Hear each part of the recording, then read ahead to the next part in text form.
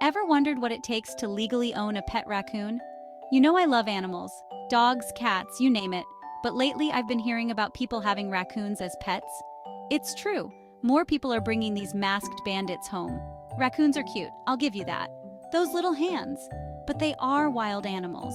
They can be unpredictable. And they can get into everything. Before you run out and find a raccoon, hold on. There are some things you need to know. It's important to be a responsible pet owner. So, let's talk about what it really takes to have a raccoon as a pet. It's not all fun and games, folks. We're talking laws, permits, and even health concerns. We need to make sure we're doing right by these furry friends and keeping everyone safe. Stay tuned, because we're about to dive into the wild world of raccoon ownership. All right, let's talk to Uncle Sam first. When it comes to exotic animals like raccoons, the federal government doesn't have a ton to say. That's right, there's no big national rule book for owning a raccoon. But wait, don't go thinking you can just waltz into the woods and grab yourself a pet raccoon. The feds do care about protecting wildlife. That means you can't just take a raccoon from the wild. That's a big no-no. So how do you get a pet raccoon legally? Well, you usually have to get one from a licensed breeder. And even then, there are still hoops to jump through.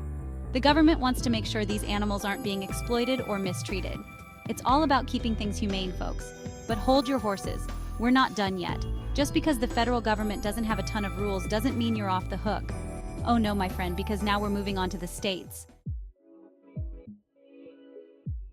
Okay, so Uncle Sam gave us a little wave and pointed us towards the states. And let me tell you, each state is like its own little country with its own rules about raccoons. It's enough to make your head spin. Some states are totally cool with raccoon ownership. They're like, raccoons as pets? Go for it. But then you've got other states that are totally strict. They're like, raccoons? Absolutely not. Those are wild animals. And then, of course, you've got everything in between. Some states might let you have a raccoon, but only if you have a special permit. Others might have restrictions on how many raccoons you can have. It's a real patchwork quilt of laws out there. The moral of the story is this: do your homework. Before you even think about getting a raccoon, check your state laws. You don't want to end up on the wrong side of the law. And trust me, you don't want to mess with those raccoon regulations.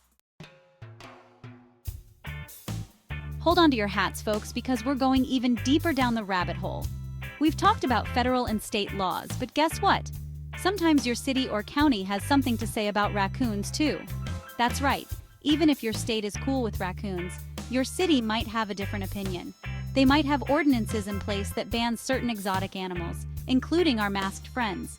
It's all about keeping things safe and manageable at the local level. So, how do you find out if your city has a bone to pick with raccoons?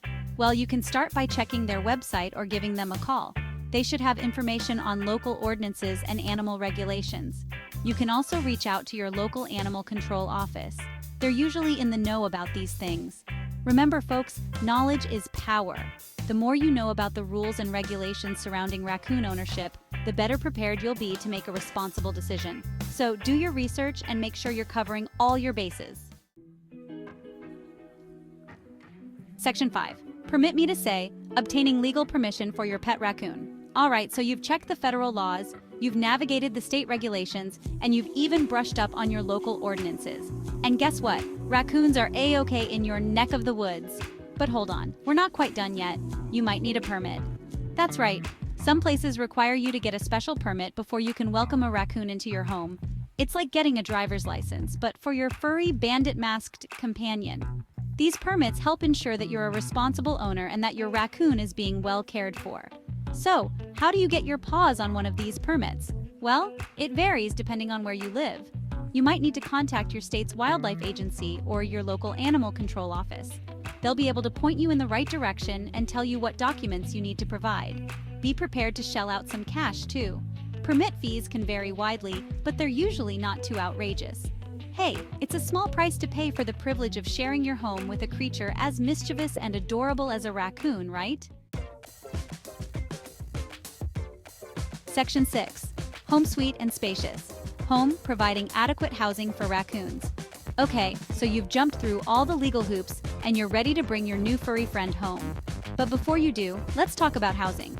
Raccoons might be small, but they need a surprising amount of space to roam and explore. Forget about those tiny hamster cages, folks. Raccoons need a spacious enclosure where they can climb, play, and exercise their natural instincts. Think more along the lines of a large dog crate, a modified shed, or even a dedicated room in your home. And don't forget about enrichment. Raccoons are curious critters, so it's important to provide them with plenty of toys, puzzles, and activities to keep them entertained.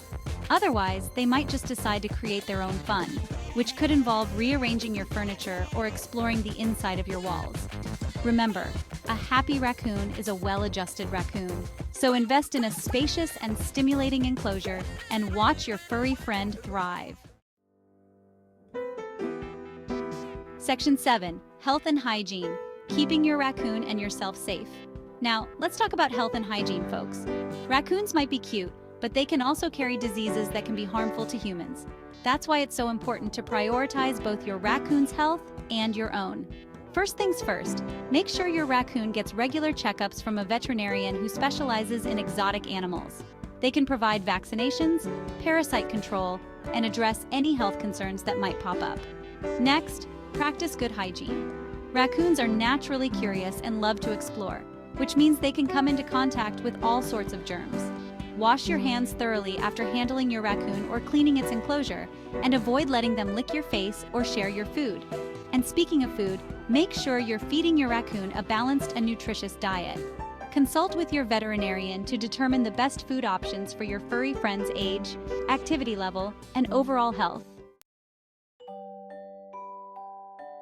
Section 8. Raccoon Tales, Real-Life Adventures and Misadventures of Raccoon Owners.